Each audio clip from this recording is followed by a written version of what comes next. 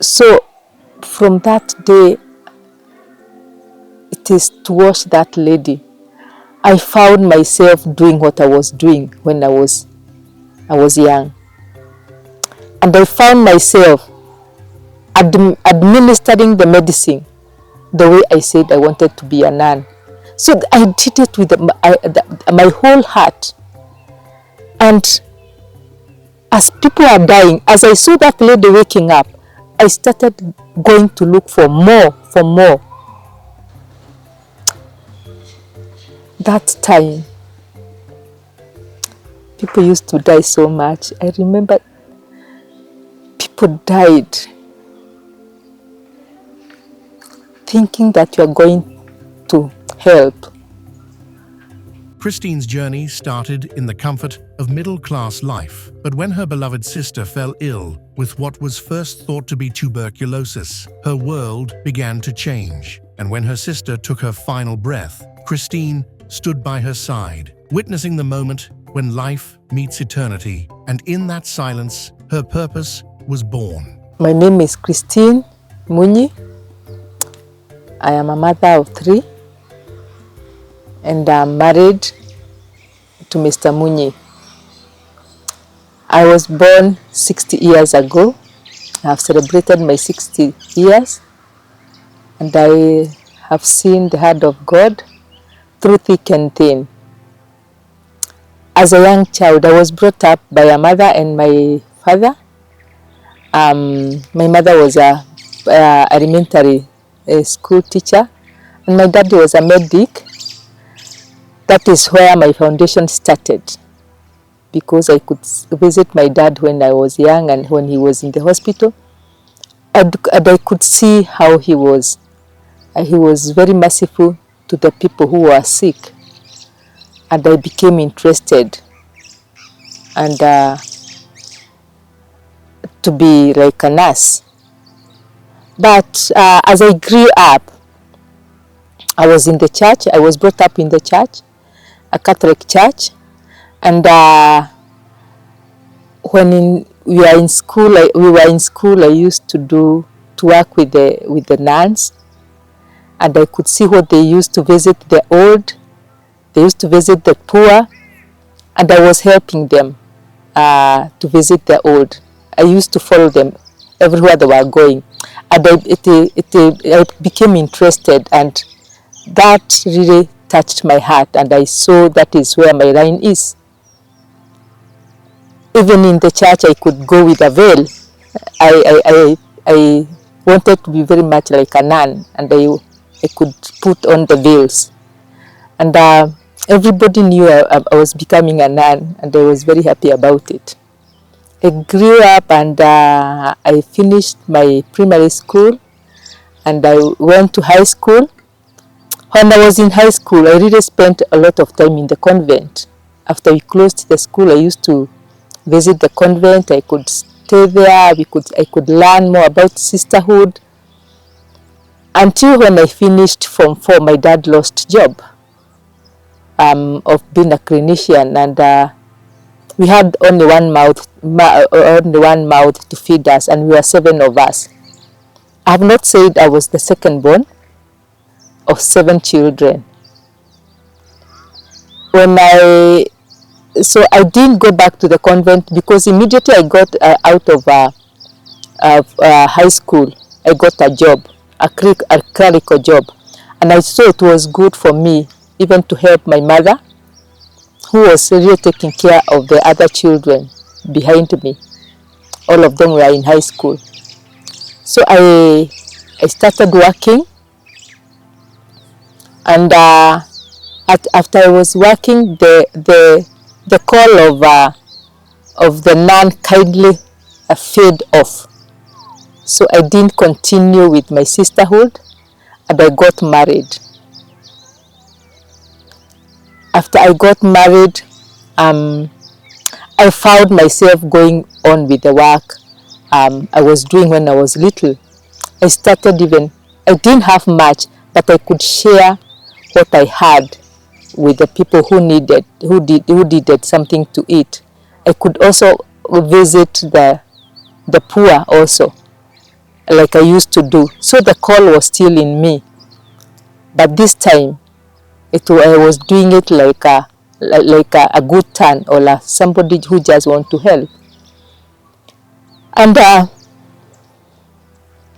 I remember so many incidents, and that I was doing, but I couldn't recall that I had the call.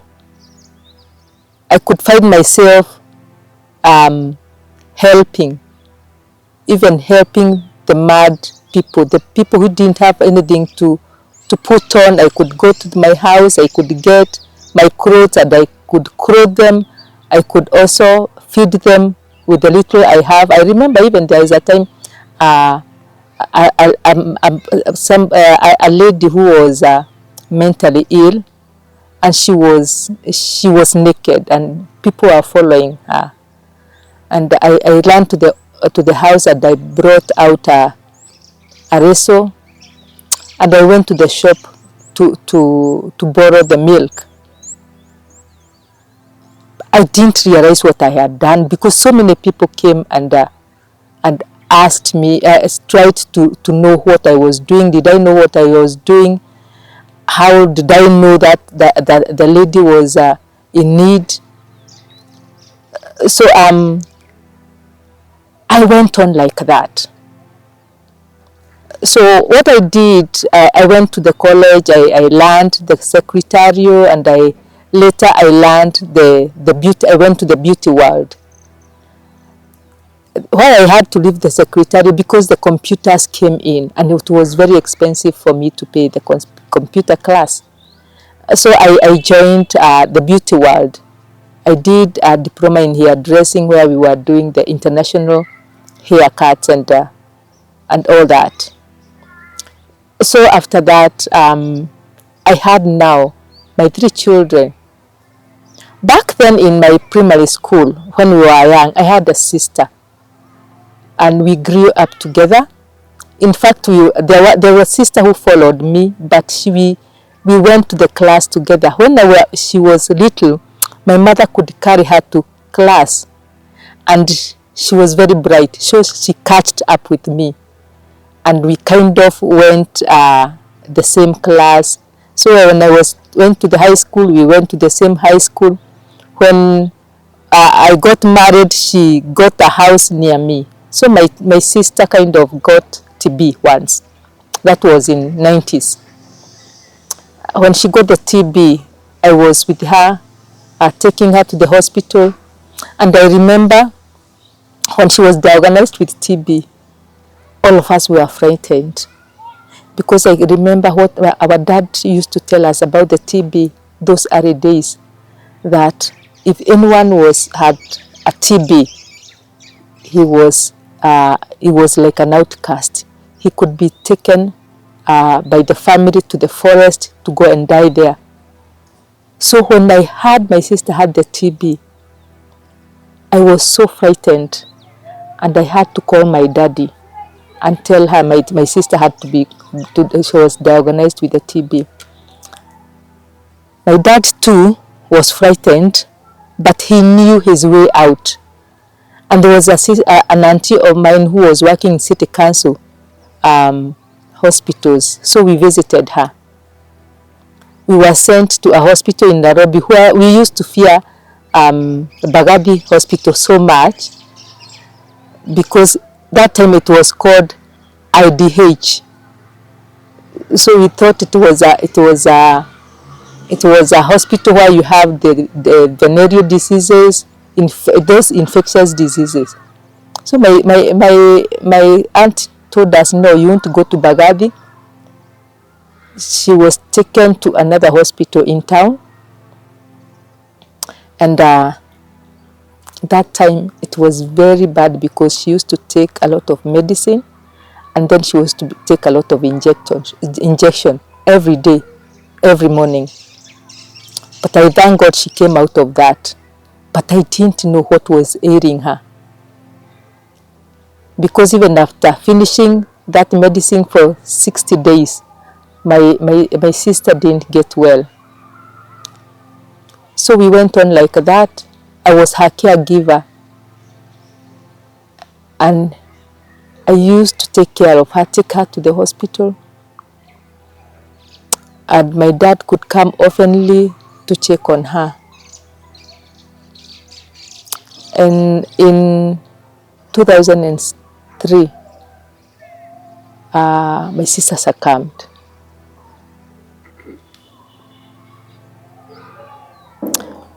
When she succumbed, before she succumbed, the previous day, when I saw what she was, because she could get conversions, she could get she couldn't. That time even I called the priest to come and see her because I knew my sister is not well. So I went. I that evening I stayed with her. And when I was leaving the hospital, because I remember she was at the end. Her bed was near the window, and it was getting late, and I had the keys to my house. So I was trying to get out to take the keys to my house, to my husband. When I was getting out, I could look back at her and I could see the horizon. You know, when you see the sun setting, you could see the horizon, and then I could go back to check what is that horizon, but then I could go and see she's still there. I went there for 3 times. Coming out and getting in for 3 good times. And then I just left because I couldn't understand the sign. So that the following morning, that night I didn't sleep at all. And my husband was angry with me because I had stayed out for long without bringing the keys. So that night was longest for me, but I remembered a friend of mine who had said she was HIV positive and she had a project. So I said, that morning I said, I have to go and see and tell I ask her or tell her how I saw my sister behaving. When I went to her, she was a friend of mine because we had brought her first son and my son were age mates, and we used to share everything together, like food stuff for our children. We could chat with her. So I went to her office. She had already started an organization of women with HIV. And I went to her office, and I told her, I explained to her what I saw last night with my sister. She told me, she kind of, first of all,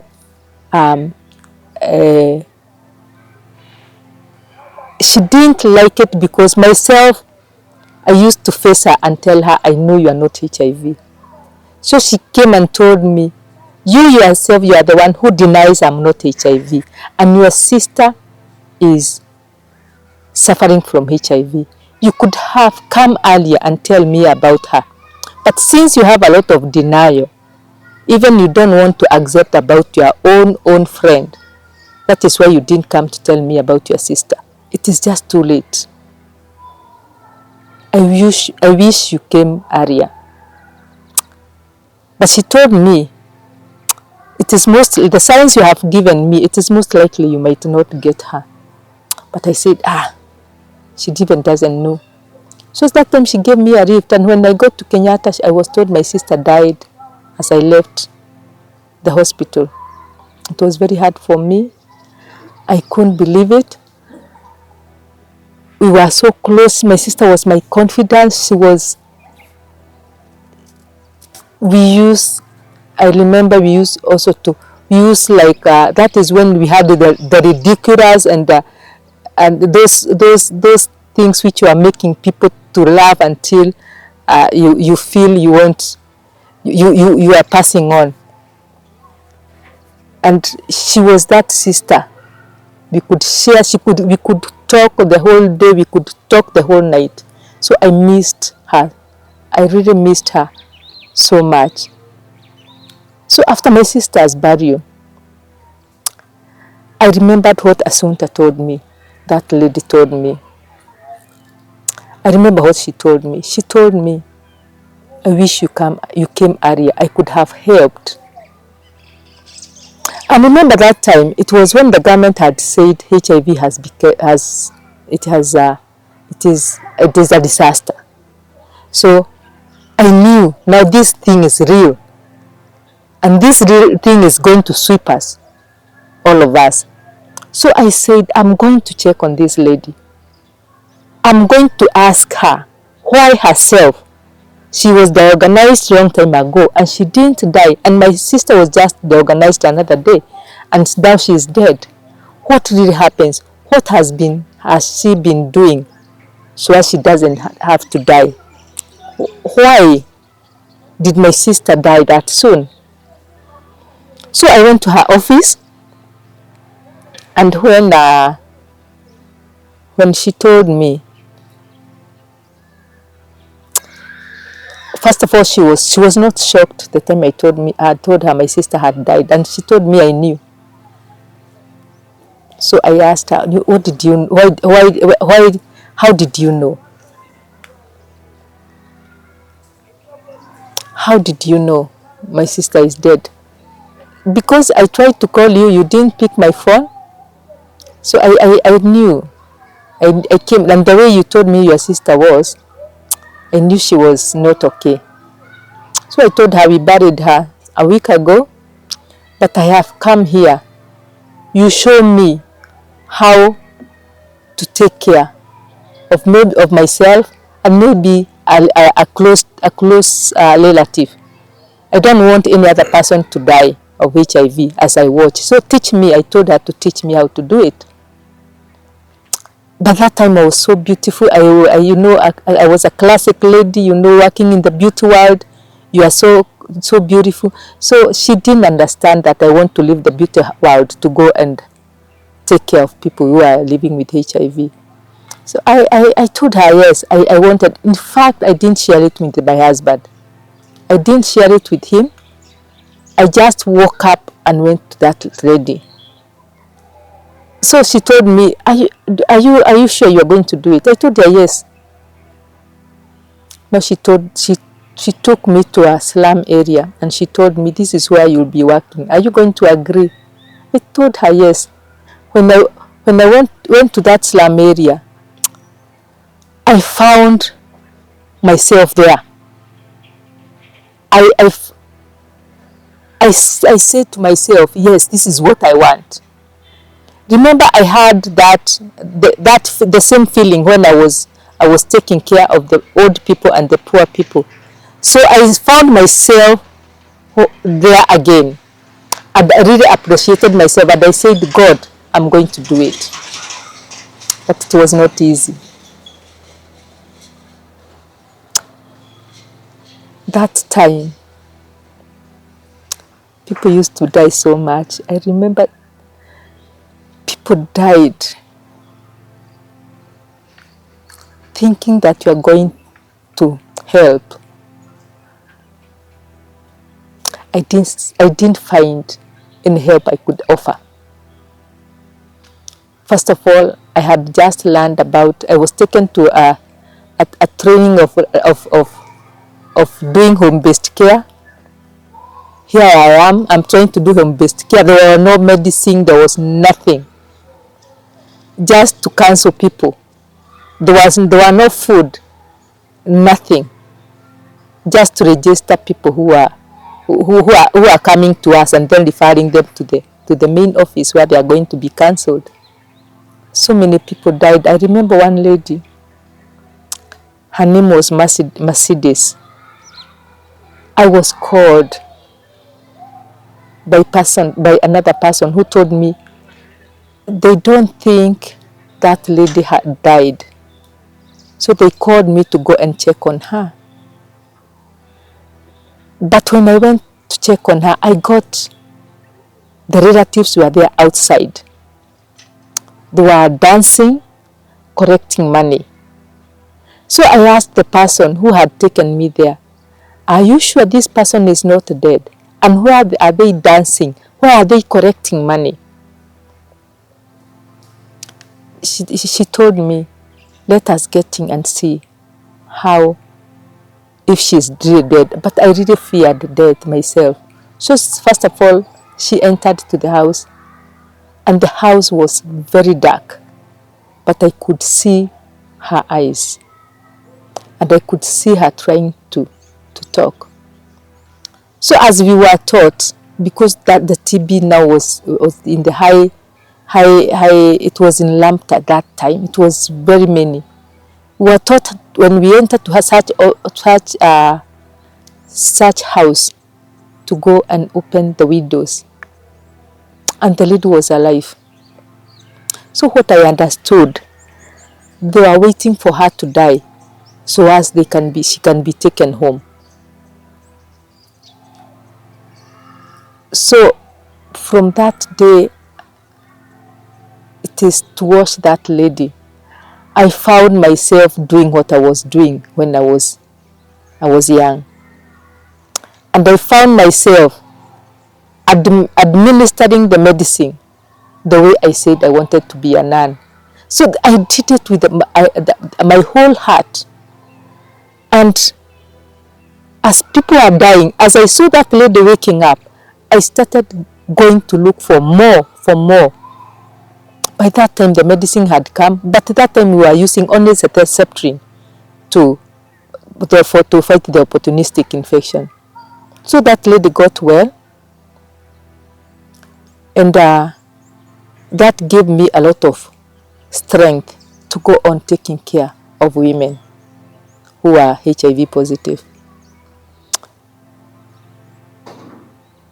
I went on like that until one day, as I was going to check that lady, I met people who are carrying mattresses, a mattress, and they were carrying somebody. So that was the trend of that slum area. Every time you see people carrying a mattress, they are carrying somebody, because there were no roads there. So they were carrying the mattresses, taking that person near the road so as they can be taken to the hospital or be taken to the mortuary. I didn't know who the person was. So as I was going towards her house, I met a lady. She asked me, where are you going? I told her I want to go and check on my Mercedes. She told me, didn't you meet her? Did you meet her there up? Did you meet the people who are carrying her? I said, what? But yesterday she was well. She told me she has succumbed. So that time I fell, and the thing of my sister died came back to me. Remember, I was having a lot of hope because I could see people coming out of it, and people are at least getting better. And now this one has gone after doing all that job. She was my only hope. So I fell, and I found myself in the office. Now I realized I had not healed about my sister. So I really tried to take care. We really tried to rescue, to take care of women, because we realized they were dying very much. Now, after the death of these mothers, I came I came and saw how the children who were being left by these mothers, what they were going through. And I'd had a lot of cases. And the cases were not getting out of the administration office. Even if the children are being raped, they were being mistreated, they were being neglected, they were being beaten, I could report all those cases because the children used to come to me to report to me. As I followed those cases, they were not going anywhere. The men, we were calling them was a wakijiji. I became even the threat to them because most of them, they are the ones who are involved with this child labor, raping the children. You could see somebody claiming that child belongs to a relative after the mother's death, and they were using that child as a house girl. You could buy a uniform for the child, and that uniform should be taken by the child of the guardian. I was giving them food that time, but that food, the child was brought back to me. Give them food. You are not even paying rent for them, for them, and they are staying in my house. I had several cases about that, and the children started coming to camp in the drop-in. So I went and met my director. I told her how the children are being mistreated by the people who are claiming to be the guardians. My director told me the organization, it is for women, so we have to take care of more women so as they don't die and leave their children. She told me the only funding she's having, it is for the women, which now I understand. If your donor has given you money for something, you don't have to divert. Right now I understand that. So I said, I started rescuing those children, taking them to my house, but I could take them over the weekend because people are threatening me to take me to the to police. So I could take them one day, then take them back. Take them one day and then take them back. That is how I saw the first hand of children being abused in front of my eyes. And I didn't wait for it. I didn't know there were children's office where I was supposed to report. I just knew about the chief. So I took those children, I started taking those children to my house. The house I was having, I was living in a good place. I had the house on my own because my children were in boarding school, and my husband was working in a far place. So I started taking the children to my house. So when my husband could come, I could ask me, what are you doing with these children? I could tell him they were hungry, so I came to cook for them. So my husband could go back. So he came at least 3 times getting the children. But this time he was coming on leave. So he realized the children are going nowhere. So he asked me to take the children back. When I imagine where I'm taking those children, and I had taken the girls in because I was preventing them from rape. That is what I was telling myself. I said I'm not going to take those children back home. And I realized my husband, I tried to talk to my husband to show him sense that these children are going through so much, so we can stay with them. He didn't understand. No, he told me, now it's time, you can go with them. I have released you. Go with them, I have given you. So I started now looking for a house. I didn't have money. Remember, I have already closed my beauty salon. I'm relying only with my husband. And remember, we were not, I didn't tell my husband when I was leaving my work because I feared him he might not accept. He might not like it. So I didn't tell him already I've crossed the salon and I'm working in a slum area. Because I remember there was a time he came to that slum area and he didn't believe it when he got me there with women and the children. So I looked for a house several days. I used to pray to God so much. I told God, these are your children.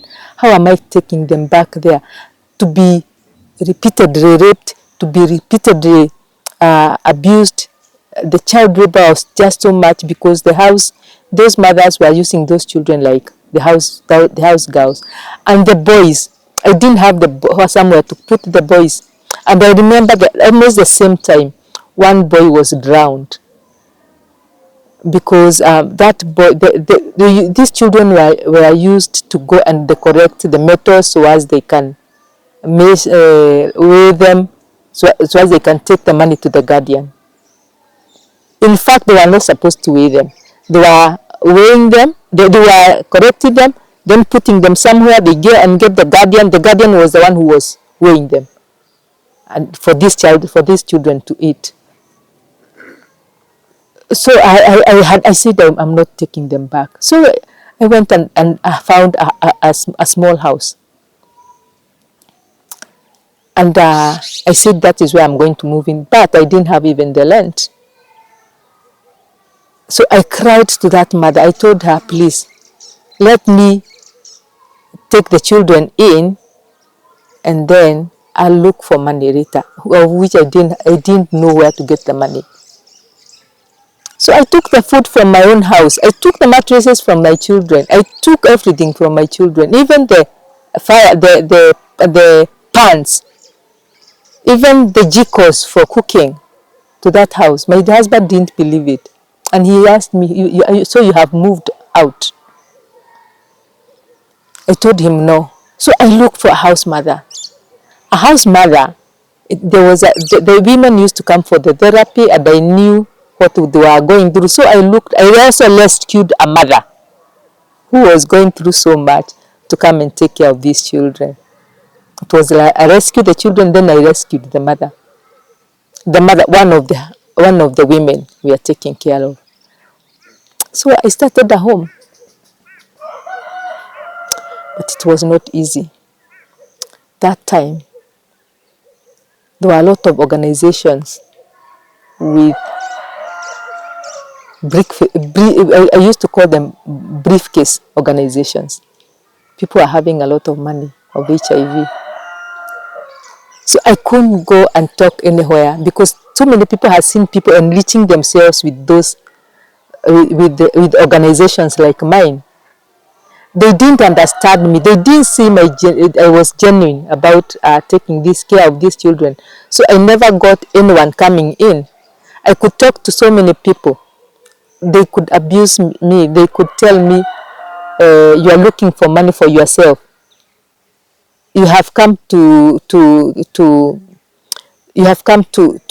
make these children look like they have a lot of problems.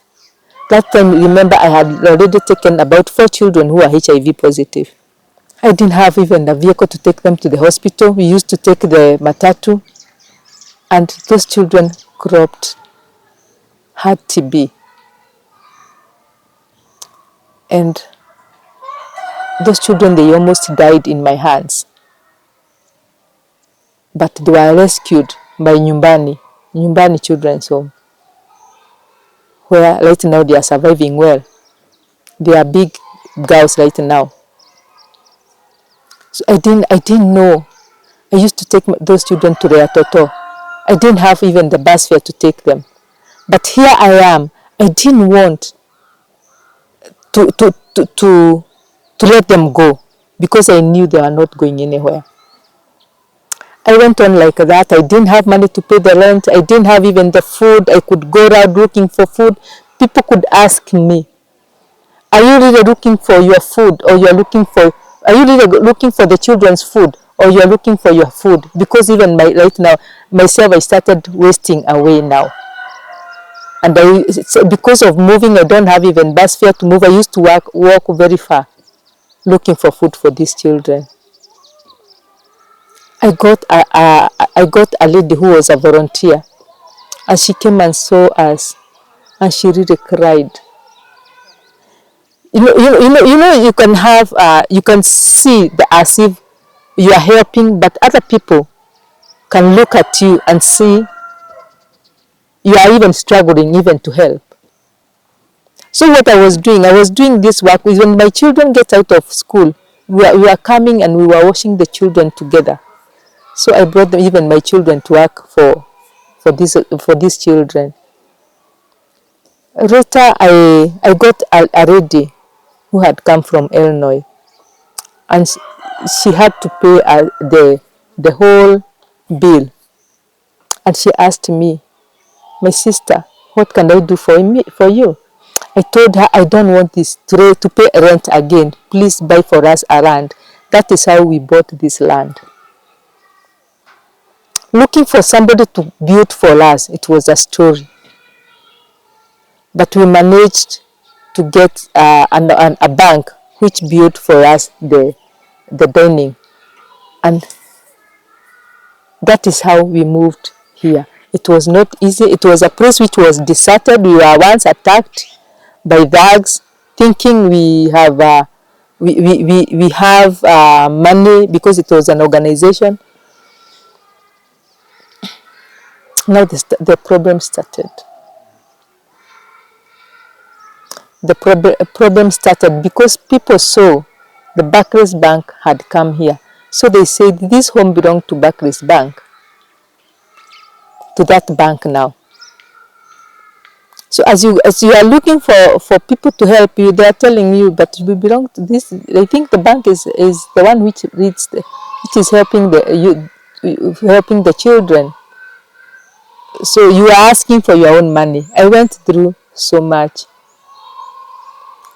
And remember that time now, I have started rescuing the children.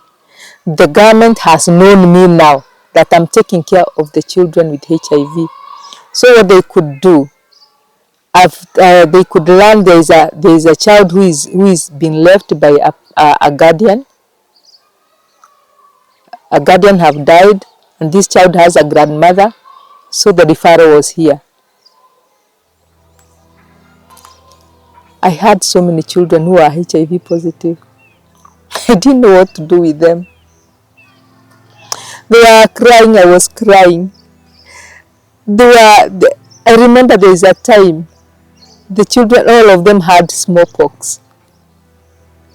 And all of them were burning. And I was crying with them, trying to make the temperature of the body to come down. Sometimes I stayed and I asked God, did I know really what I was getting myself into? And here I am, I can't go back. Already these children are calling me mother. I didn't know really what to do. And I started writing letters to donors. Come and help me. I didn't know how to write a proposal. I was computer illiterate. I didn't know. So what I could write, I could just write 2 words. I didn't know how to use the computer. But I remember there is one donor who came through. He just read those two lines. After they agreed to come and visit me, the skirmishes of 207 came. And remember, I think it is called government sanctions, something like that. So there were no visit of anybody from US. So I stayed like that. Going supermarket to supermarket, asking, just telling them, just look the shelf life of things like unga, then you give me. They could give me. I could ask people to give me clothes. I could ask people to help me take these children to the hospital. Then I'm taking a bus, almost a bus, taking these children to Reatoto. That was the pediatrician hospital, which was near. And you know, it is about, right from here, it's about 50 kilometers from here. More than 50 kilometers. So going to tell somebody, I can fuel your car, please take my children to the hospital. That time it is not like now. When my children are just told, children of Horek, they can come this time alone. That time we used to meet with the other children of the community. So when you go very early in the morning, we'll come out of that hospital in the evening. I went through so much. And I started getting some help. People saying they are going to pay for my children's school fees. Others saying they can at least pay for me a trip to the hospital. Others started, I have house mothers, I don't have money to pay them. The children officers are there on you now. They can't understand how you had to put the children's home and you can't be able even to sustain these children, even to pay for the workers. And that is what I do. Even today when I tell somebody, when somebody come and asking me for a job, I always to tell them, please, here it is voluntary. I can't be able to pay for your services. So we went on like that. And I started organizing a marathon, just to try and get people being involved, even the community, just to buy the t-shirt, just to make a run, so as if we can sensitize the community that we are here, working with the schools. And we that was in 2016. Before the people are helping me, they thought I'm paying the athletes. So they bought the athletes. And all the money which we had collected, I had to pay the athletes. And I was left without money.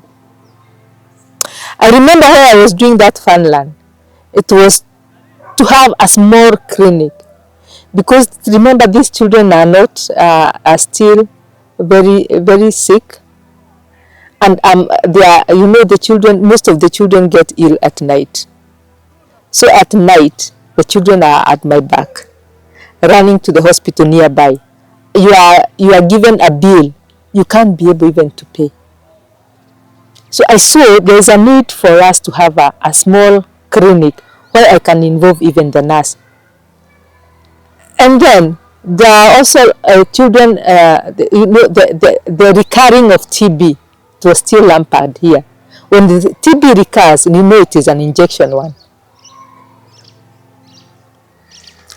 It is when the TB recurs, it is an injection one.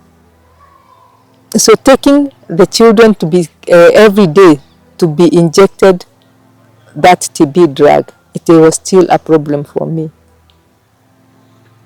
So I had to start looking for money to build the clinic. And the clinic, you have seen it. God has been faithful. That is how we started fundraising. Each year until COVID time, when we didn't have even, we had closed here. Remember, these children their immunity is compromised, so we didn't allow any visitor to come in. So far, I realized the small babies, they are after rescuing them and rehabilitating them, going to school was very fast. So I started also to look for a small classroom. You have seen the class. So as the children can start running here. But the problem right now, even it is to pay those teachers. I can't be able even to pay the teachers. But the children are running. here. Today, Horek is home to 46 HIV-positive children, from infants to teenagers. They have their own clinic, classrooms, and a dedicated staff that includes a registered nurse to manage the complex medical needs of children with fragile immune systems. My name is Rahab Wanjiru Kimani. I'm a registered nurse and I work here in Horek for children affected and infected by HIV. And my work here, it is giving the antiretrovirals and also taking care of opportunistic infections for those children since their immunity is compromised. Here we have the ages, our children range from the ages from age 2 and up to 17. And we have here the stocks, they are the ARVs, whereby we do monitor how our children take their drugs with this called a pill organizer, whereby we put the drugs. These are the days of the week, and it is 1 week, and we start our days from Sunday to Saturday. So we pack them on weekly basis. That is, once they take daily, and there is a section for morning and for evening, and they take them on daily basis. And we have to adhere on time, whereby we normally take them at 6 p.m. and we make all the children, they take their drugs so that they can be, their viral load can be undetectable. We have here the stocks. These are for the young children, which are sweet if you test them. And these ones, they are for the ages from the big children. That is, we normally give these drugs according to the weight of the children. You could be older, maybe you are 15 years and your weight, it is below 30 kilos. We give you this. If you are above 30 kgs and your age is smaller, let's say you are 10 years and you are above 30 kgs, you come to this level. But these ones, these are dispersible tablets, meaning that you can put them in water and then they take them like as if it is a syrup. And all we can say that now, we are having challenges for the drugs because this is the only stock that we have for the young children. And we don't get Septrin. This is Septrin. We don't get them from the government hospital. These ones, we buy for them to cater for the opportunistic infections. And for the ones that don't take this one, because there are those who normally allergic to sulfur, because this drug has got sulfur, they only take these ones alone. And you must make sure that this child is having a balanced diet, so that the 3 foods, this food must contain a starch, a protein, and vitamins and fruits on top. So if you don't give a child a balanced diet and that child is not taking Septrin, you'll have issues with his or her health. But normally they must take a balanced food, and we use a lot of proteins for the bodybuilding. And these ones, the only stock we have, it is for this. After this, I don't know what we are going to do. I don't know what the government is going to do with these children, because we rescued these children when they were dying. Now we are asking ourselves, are we going to watch these children go to die? This work we've been doing for so many years, are we going to watch these children die the way we rescued them from their parents or from their relatives? Are we going to let them die because there are no drugs? We are urging our government, kindly, can you do something so that we can be able to be getting antiretrovirals the way we were getting them from our government facilities? Because if we have to buy for them and we don't have money, what are we going to do with these children? Are we going to send them back to their people to go and die there, or are we going to stay with them here? HOREC, Hope for Orphans Rescue Center, it is an organization of children who are infected and affected with HIV. We take care of orphans who's their mother, because we really take care of children who doesn't have the mother. The child is orphaned by HIV and AIDS. And how do we get these children? These children we liaise with the children's office of any place, because when they identify the child from the hospital, and maybe they call us, we refer them to the children's officer. The children's officer is the one who refers the children here. Most of them come when they are very ill, when they are at the verge of death. And what we do here, because you have seen we have already the clinic, we might not have all the medicine. Because after that child is brought here and is brought with the referral letter, our nurse really identify how this child is, the viral load, the CD4 count, and then we refer them. We take that child to our facility where we take our children in the government hospital. Now from there, we start working with that child and the government office or hospital also. But the government office or hospital, they give antiretrovirals. And where right now the government is not giving us the septrin. Septrin fights the opportunistic infection, and that is why you get the child gets very ill. The antiretrovirals has to be supported by that antibiotic called septrin. Before you used to get this septrin from the hospital. Right now, we buy. We have also the issue of this medicine. I remember early last year they said, is it late last year? They talked about the USAID, because we know the hospitals, the government hospitals get the medicine from USAID.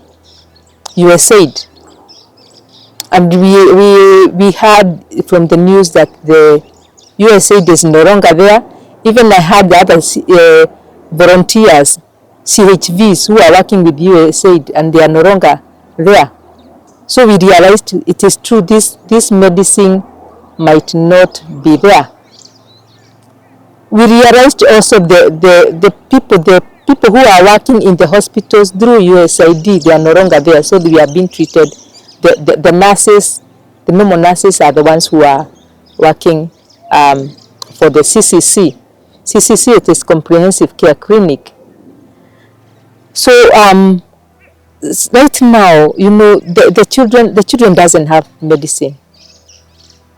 Myself, I have very little stock left, and I have been calling the hospital, and they tell us the pediatrician medicine are not there. I have little stock which is left, so I urge USAID or the people who fund USAID, please to come back, because we don't want our children to go back where they were. We have come from very far, and this medicine has really helped the children and also the adults to survive. Our fear, and my fear too, it is to go back where we started. I can't watch my children going down again. Also, we look for the money. We ask people to give us money for buying even the antibiotics. You know, there is that the children are sick. Maybe their eardrums, the doctor had said, the children who comes here, they have ear infections, and some of them even they don't have eardrums. they have skin conditions, they have a lot of infections.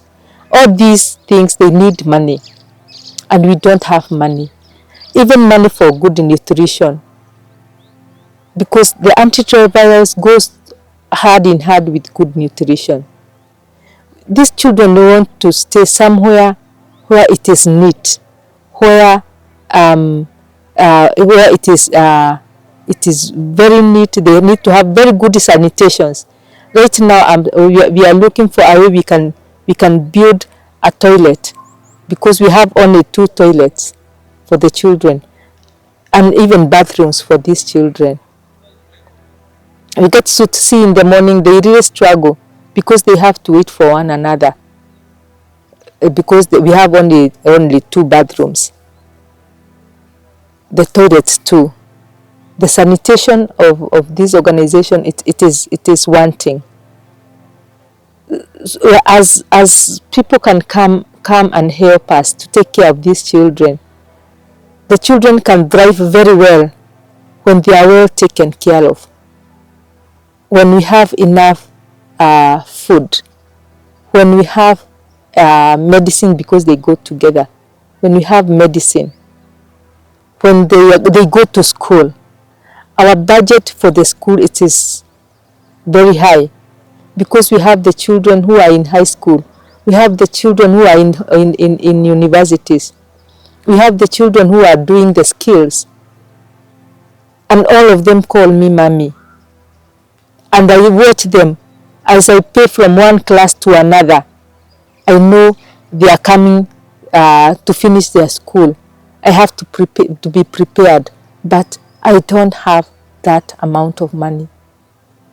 We thank God, because already we try very much to suppress the virus.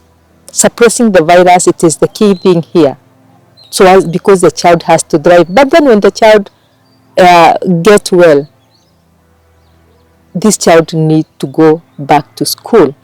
This child has to live like any other child, need to go to university, need to get work like any other child. So we are appealing to well wishers. Please come and join us taking care of these children. We take care in this organization. The children who are here, there are 46 children, all of them infected with HIV. We have other children, because the place is very small, we can't fit all of us. Even the one we are saying about 46, they are squeezed still. So what we do, if the case is not wanting that we don't have to rescue it, we work with the guardians of that child. So we take care of that child in the family level. So it is up to us with the social worker to follow up that child in their home, to see that child has food, to see that child is going to the hospital, to see that child is going to school. So those 3 things for a child to thrive, we have to take care of. We can't take care of them without your help. I'll get somewhere and say, I might not do it because I don't have anything. Myself, I'm aging. I have also to take care of myself. But you see, the children are here. We have rescued them, and I'm the mother. So I don't have to let them go. If you can help me, you can at least help me. That stress can really get away from my back. But now, Christine faces her greatest challenge yet. The USAID program that once provided the antiretroviral drugs, the medications that keep these children alive, has ended. The shelves are running empty. Children who have grown up strong and healthy are now facing a terrifying return to vulnerability. Some may not survive. I am urging the USAID, if possible, and your president can allow you to come back, you'll be very happy. You'll help these children. You can imagine the children doesn't have anywhere to go. These are children which have been rejected even by the community, by the people who claims to be their guardians. They don't want to be associated with them. Now you have come, you are said you are closing down on us, that we won't be getting enough medicine. Right now I'm remaining only 1 month medicine, and I'm calling the facility and they are telling me there is no, they still have the charge of the children medicine. So I ask you, if you can come back, bring back the help you said was giving us, please.